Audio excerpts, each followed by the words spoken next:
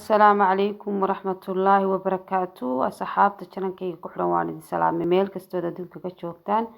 asxaabi waxaan rabaa video yar inaan wada share gareyno insha Allah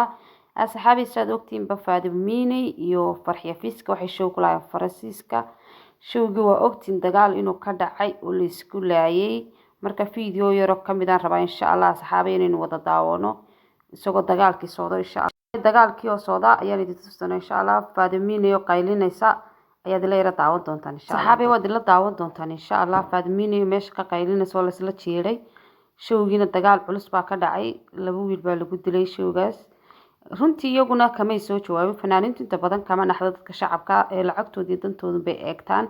haddana waad arkaysaa video iyagu soo duubay iyagoo iska baashaalaya fanaaniintaasi haddana laba wiil oo Soomaaliya lagu dilay aad baan uga xumahay والله فيديو قبل ليرة تعود إن شاء الله صحابتي إذا تعال هاي